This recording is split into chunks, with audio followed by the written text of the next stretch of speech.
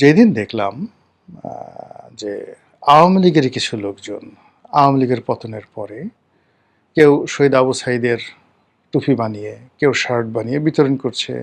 কেউ বলছে উনি আমার মামাতো ভাই, কেউ বলছে উনি আমার ছাত্র, কেউ বলছে আমি ওনার অমুক তমুক ইত্যাদি বলে রীতিমতো একটা ব্যবসা ৫ই আগস্টের পরে একটা ব্যবসা শুরু হয়ে গেল। আমি মনে করলাম যে আসলে আন্দোলনের যে রূপরেখা, শহীদ আবু সাঈদকে নিয়ে যে ধরনের ভাব এবং গাম্ভীর্য হওয়া দরকার ছিল সেটা আমরা করতে পারিনি। যেভাবে আমরা অতীতে সেলিমকে মনে রাখিনি, দেলোয়ারকে মনে রাখিনি, এরশাদ জামানার, দীপালি সাহাকে মনে রাখিনি। আমরা যেভাবে সালাম, রফিক, বরকত, জব্বারকে মনে রাখিনি, শুধু গানে মনে রেখেছি। কিন্তু আমাদের মধ্যে কোনো নাগরিক চেতনা এখনো পর্যন্ত জাগ্রত হয়নি যে দেখি সালাম, রফিক, বরকত, জব্বার এই নামগুলোর সাথে যে পরিবার জড়িত 1952 সালে ভাষা আন্দোলনে তারা যেভাবে রক্ত এই মাটিতে দিয়েছে সেই রক্তের ধারক বাহকগুলো এখন কোন পর্যায়ে আছেন, বংশধররা কীভাবে আছেন। তো যে মাটি কখনো কৃতজ্ঞতা প্রকাশ করতে পারে না জাতীয় বীরদের প্রতি, সে মাটিতে বীর পয়দা হয় না। এনিওয়ে, একজন শহীদ আবু সাঈদ পাওয়ার জন্য আমাদেরকে সেই 1990 থেকে একেবারে 2024 পর্যন্ত 34 বছর আমাদেরকে অপেক্ষা করতে হয়েছে। এটা হলো রিয়েলিটি।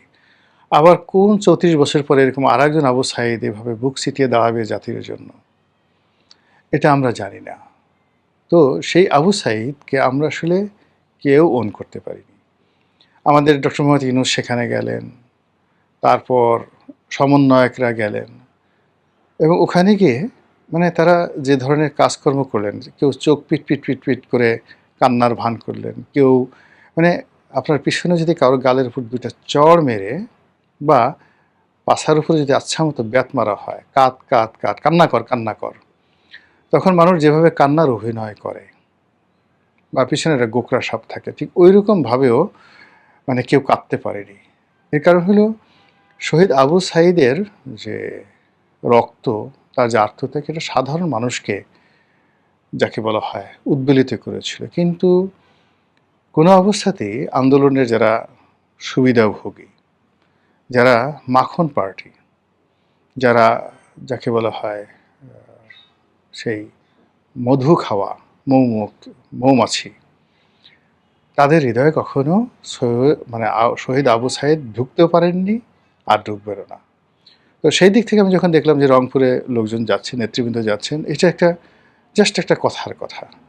আবার জামাতের লোকে সেখানে যাচ্ছেন, তাদেরও একই অবস্থা। কোনো জামাত ডক্টর মোহাম্মদ ইউনূস কিংবা জনাব তারেক রহমান সাহেব, বর্তমান সরকার, মানে এই যে একটা শহীদের আত্মত্যাগ, তাকে ওন করা, এই বিষয়গুলোর জন্য যেটা হৃদয় দরকার, যে একটা ভালোবাসা দরকার, যেটা অনুভূতি দরকার, সেই জিনিসগুলো শহীদ আবু সাঈদের মৃত্যুর পরে তার পরিবারও দেখেনি, আমরাও দেখিনি।